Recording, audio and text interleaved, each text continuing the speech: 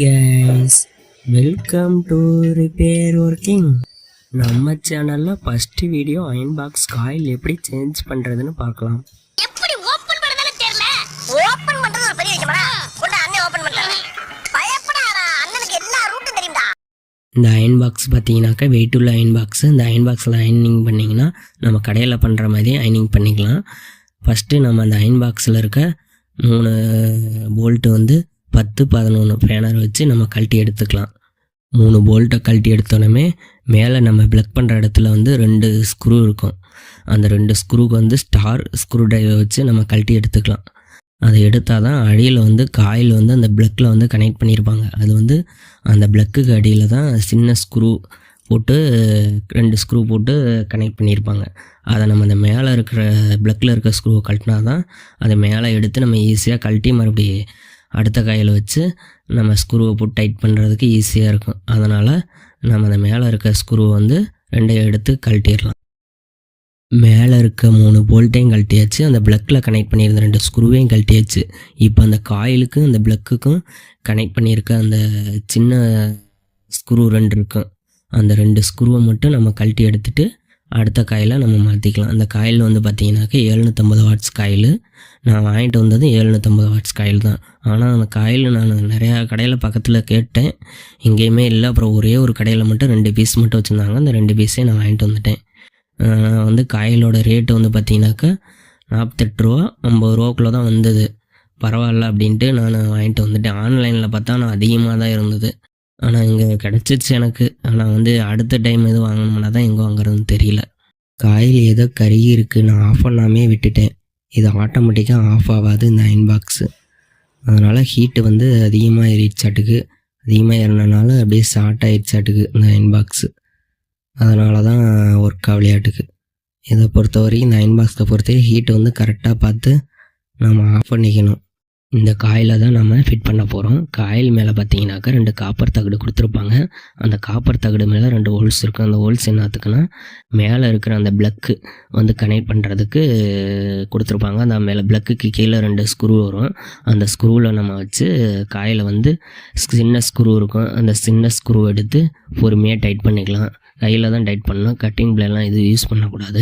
Cutting blade அப்படி use பண்ணி tight பண்ணிங்கன்னா ஃபுல்லாக டைட்டு வச்சிங்கன்னா காயில் வந்து பார்த்தீங்கன்னாக்கா அந்த காப்பர் தகடு காயிலிருந்து வர தகடு வந்து மெலிசாக தான் இருக்கும். ஃபுல்லாக வைக்கும் போது கட் ஆகிடுச்சுன்னா அப்புறம் அது ஒன்றுமே பண்ண முடியாது. வேறு காயில் தான் நம்ம சேஞ்ச் பண்ணுற மாதிரி இருக்கும்.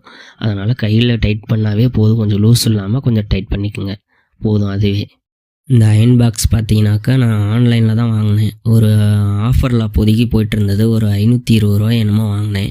வாங்கிய ஒரு 1 வீக்லேயே பார்த்தீங்கன்னாக்கா 1000 ரூபா பக்கம் ரேட்டு மாறிடுச்சு.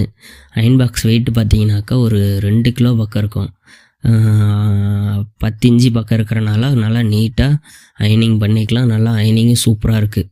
காயிலையும் ப்ளக்கையும் கனெக்ட் பண்ணோன்னே, அதாவது காயிலையும் நம்ம மேலே இருக்க ப்ளக்கையும் ஸ்க்ரூ போட்டு நல்லா டைட் பண்ணோன்னே அடுத்து நம்ம அயன் பாக்ஸில் இன்செர்ட் பண்ண வேண்டியது தான். அதாவது எப்படின்னா அயன் பாக்ஸ் மேலே இருக்க ப்ளக்கை வந்து ஃபஸ்ட்டு வச்சுட்டு கீழே வந்து காயில் வர மாதிரி வச்சுக்கணும். அந்த காப்பர் வந்து தகடு இருக்குங்கள, அந்த தகடு வந்து 2 சைடுமே ஓரத்தில் எங்கே உரசாத அளவுக்கு சென்டராக இருக்கிற மாதிரி ஃபஸ்ட்டு வச்சுக்கோங்க. அதுக்கப்புறமேட்டு கீழே வந்து பார்த்திங்கனாக்கா அந்த காயில் வந்து கீழே ஹோல்ஸ் 3 ஹோல்ஸ் இருக்கும். அந்த ஹோல்ஸில் வந்து அந்த காயிலையும் கணக்காக அந்த ஹோல்ஸ்க்கு நேராக கட்டிங் கொடுத்துருப்பாங்க.